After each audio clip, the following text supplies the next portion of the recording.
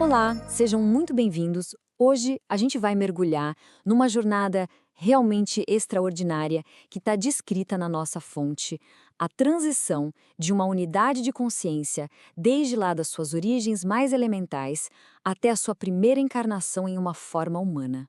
É uma história de transformação cósmica que acontece de dentro para fora.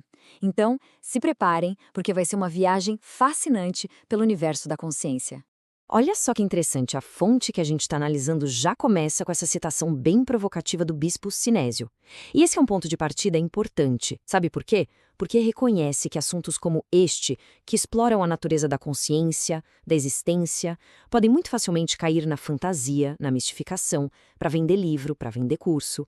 Mas aqui o objetivo é justamente o contrário, é tentar trazer clareza para um processo que é, sim, incrivelmente complexo. E para fazer isso, a gente vai seguir um roteiro que vai nos guiar em cada etapa dessa transformação fantástica. E aqui está o nosso mapa do caminho. A gente começa com o início da jornada do viajante. Depois, vamos explorar como a luz se transforma em matéria. Em seguida, vamos ver como a forma humana é forjada, passo a passo. Daí, a gente mergulha nos desafios da primeira vida humana, entende o conflito interno que define essa fase e, por fim, chegamos nas duas grandes consequências de ser humano: liberdade e responsabilidade. Bom, começando pela primeira parte da nossa jornada, vamos entender qual é o ponto de partida dessa consciência.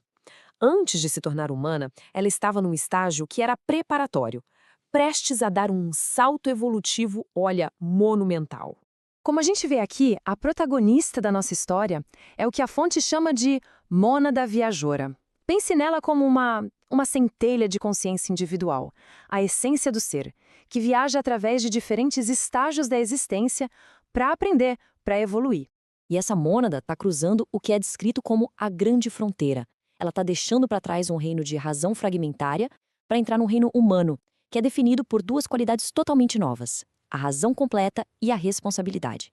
É uma virada de chave, uma transformação fundamental que redefine completamente a sua existência. Mas como é que essa consciência tão abstrata se manifesta aqui no mundo físico? Como a luz vira matéria? Para entender isso, a fonte apresenta para a gente um conceito fundamental sobre a natureza da própria realidade. Essa citação aqui, do instrutor espiritual Emmanuel, que está na nossa fonte, oferece a chave.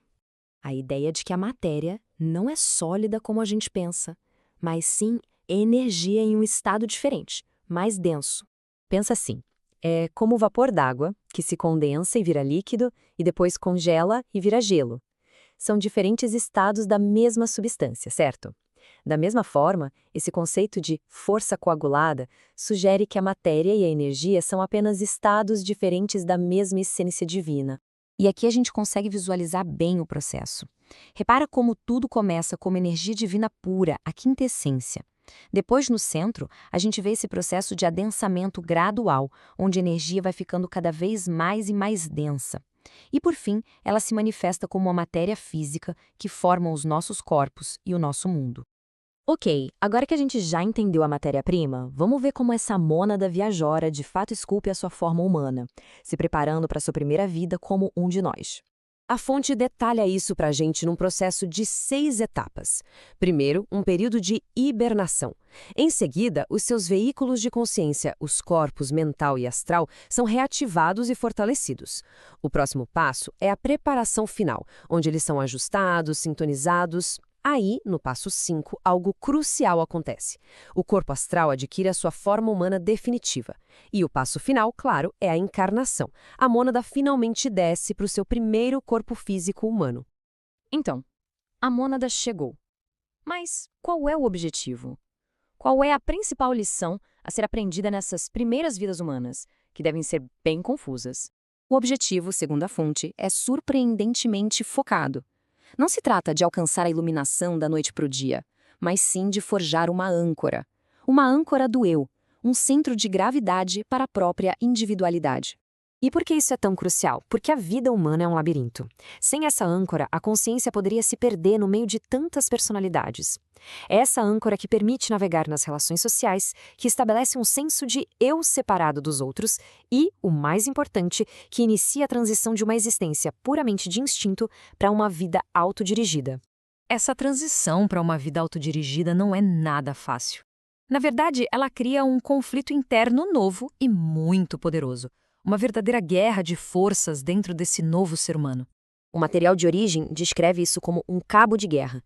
De um lado, a gente tem um instinto, aquela força poderosa dos reinos anteriores, puxando o indivíduo para trás, para os comportamentos automáticos.